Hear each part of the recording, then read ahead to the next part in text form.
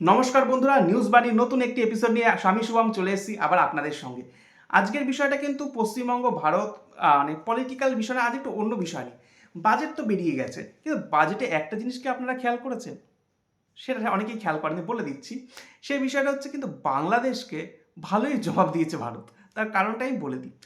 আমাদের যে বাজেট পেশ হয়, যেহেতু ভারত বড় দেশ, আবার আমাদের আমাদের মানে নেচারটাই হচ্ছে অতিথি সেবায় বড়। তাই জন্য আমরা কিন্তু আমাদের পড়শি দেশগুলোর পড়শি যে দেশগুলি থাকে তার পেছনেও কিছু কিছু অর্থ বরাদ্দ করে থাকি, ঠিক আছে? তো এইবার বাংলাদেশের পেছনে যে অর্থ বরাদ্দ করা হয়েছে তে বাকি পড়শিগুলোর তুলনায় বেশ কম। প্রথম কে আছে? প্রথম হচ্ছে ভুটান। ভুটানের সঙ্গে ভারতের সম্পর্ক ভালো, ভুটান কোনোদিনও করে না। ভুটানের পেছনে ভারত এবার যে বাজেটে বরাদ্দ করেছে ২,০০০ কোটির একটু বেশি। তারপরে আমরা যদি দেখি তাহলে সেটা হয়ে যাচ্ছে নেপাল। নেপালে খুব সম্ভবত ৫০০ কোটি টাকার আছে। তারপর আছে মালদ্বীপ। মালদ্বীপ মানে ছোট দেশ। সে আপনারা জানেন সম্পর্ক খারাপ হয়েছিল। এখন তারা আবার লাইনে চলে এসেছে বলা যায়। তারপরে চতুর্থ নামটা শুনলে আপনারা অবাক হয়ে যাবেন, আফগানিস্তান। হ্যাঁ, আফগানিস্তান ভারতের সম্পর্ক দিন দিন উন্নতি হচ্ছে। আফগানিস্তানও এই তালিকায় ঢুকে গেছে। এখনো কিন্তু বাংলাদেশের নাম আমি বলিনি। প্রথমে ভুটান, নেপাল, মালদ্বীপ, তারপর চলে এলো আফগানিস্তান। আফগানিস্তান কত কোটি টাকা বরাদ্দ হয়েছে? বেশি না, বেশি বলতে আমাদের থেকে তো আমাদের কাছে অবশ্যই বেশি, ১০০ কোটি টাকা বরাদ্দ করা হয়েছে। কিন্তু পঞ্চম স্থানে বাংলাদেশ, তারা কিন্তু খুব কম পাচ্ছে। সেটাই মানে অবাক করার মতো বিষয়, বাকি পড়শিগুলোর তুলনায় বেশ কম। তারা কত পাচ্ছে? আফগানিস্তানকে ভারত যা দিচ্ছে তার হাফের কম। মানে আফগানিস্তানকে ভারত দিচ্ছে ১০০ কোটি টাকা, বাংলাদেশকে ভারত দিচ্ছে ৫৩ থেকে ৫৫ কোটি টাকার আশেপাশে। তাহলে বোঝাই যাচ্ছে বাংলাদেশকে ভারত কি নজরে দেখছে। গত বছরও খুব কম দিয়েছিল, ৩৪ কোটি টাকা।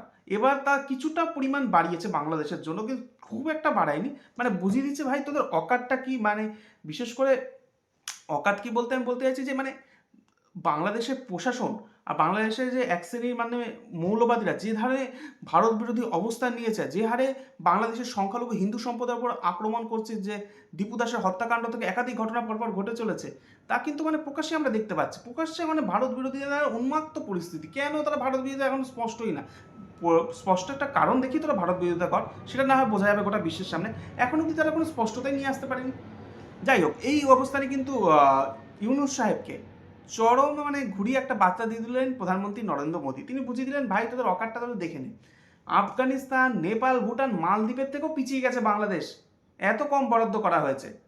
আগামী দিনে জানি না পরের বছর বাজেটে এটা কত টাকা কমানো হবে না বাড়ানো হবে, কিন্তু গত বছর যে বাজেটটা, আর্থিক বছরে যে বাজেটটা পেশ হয়েছিল তার থেকে কিছুটা পরিমাণ বাড়ানো হয়েছে, এটা আপাতত জানতে পেরেছি। এবার ইউনুসকে জবের থেকেই বাংলাদেশের ভারপ্রাপ্ত পদে বসানো হয়েছে প্রধান, কিন্তু তারপর থেকে কিন্তু প্রধানমন্ত্রী সরাসরি তার সঙ্গে সাক্ষাৎ করেননি। সাক্ষাৎ কখন করেছেন? হয়তো কোনো মিটিংয়ে তার সঙ্গে দেখা করে হয়ে গেছে, বা কোনো বৈঠকে আন্তর্জাতিক কোনো প্ল্যাটফর্মে দেখা হয়েছে তখন। বিশেষ করে প্রধানমন্ত্রী নরেন্দ্র মোদী বারবার বারবার মোহাম্মদ ইউনুসকে এড়িয়ে গিয়েছেন।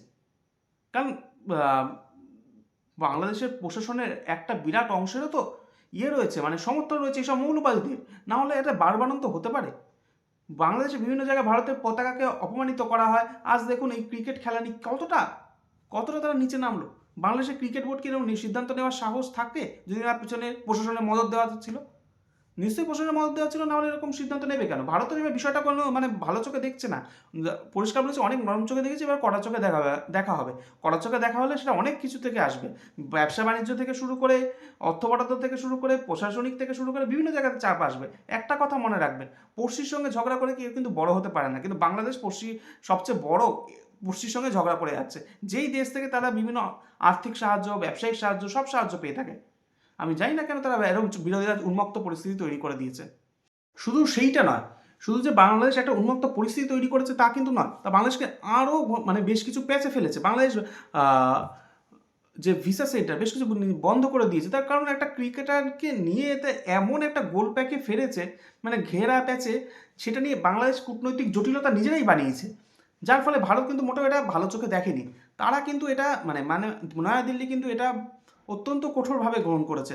তাই জন্য নেপাল, ভুটান, মালদ্বীপের থেকেও নিচে নামিয়ে দেওয়া হচ্ছে বাংলাদেশকে। পরিষ্কার তারা বলে দিয়েছে, এই তোদের জায়গা কোথায়। বাংলাদেশের মানে অবস্থা এমনই যে সেখানে একটা কোনো বড় অগ্নিকাণ্ড হলেও ভারতের দিকে তাকিয়ে থাকতে হয়।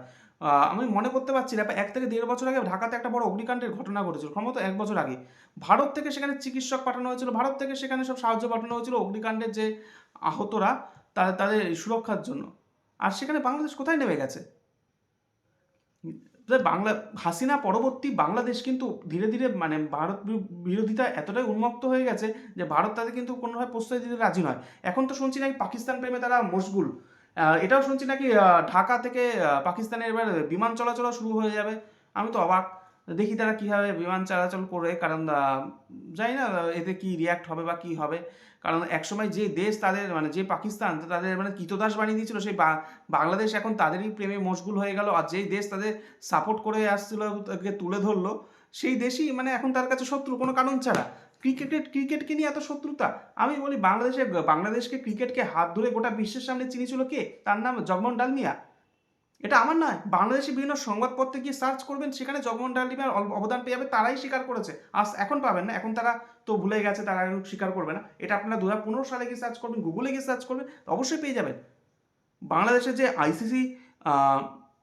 আইসিসি যে টুর্নামেন্টগুলো আয়োজনে জগমোহন ডালমিয়ার অবদান ছিল, কারণ জগমোহন ডালমিয়া একসময় আইসিসির কর্তা ছিলেন, তিনিই বাংলাদেশকে টেনে তুলেছিলেন। তিনি যে বাংলাদেশের টেস্ট ক্রিকেটকে সামনে নিয়ে এসেছিলেন, বাংলাদেশের ক্রিকেটকে সামনে নিয়ে এসেছিলেন, বাংলাদেশকে বড় জায়গা করে দিয়েছিলেন। আর সেই বাংলাদেশ অবস্থানটা দেখুন একবার, তা অবাক করার মতো। একটা কথা মাথায় রাখবেন, পড়শির সঙ্গে যখন কোনো ঝগড়া করতে নেই, তেমনি যেই দেশের ম্যাপ আরেকটা দেশের সঙ্গে ম্যাপের সঙ্গে ফ্রিতে পাওয়া যায়, সেই দেশকেও কিন্তু হঠাৎ করে না বুঝে না জেনে কিন্তু ঝগড়াঝাটিতে যাওয়া নেই। আমার ইঙ্গিতটা কিন্তু অনেকটা স্পষ্ট। যে বুদ্ধিমান সে সহজে বুঝতে পারবেন। খারাপ লাগলে অবশ্যই জানাবেন। আপনাদের এই এপিসোড কেমন লাগলো তা অবশ্যই কমেন্ট বক্সে জানাবেন। আপনাদের মতামত অনেক আমার কাছে শিরোধার্য। ধন্যবাদ, ভালো থাকবেন।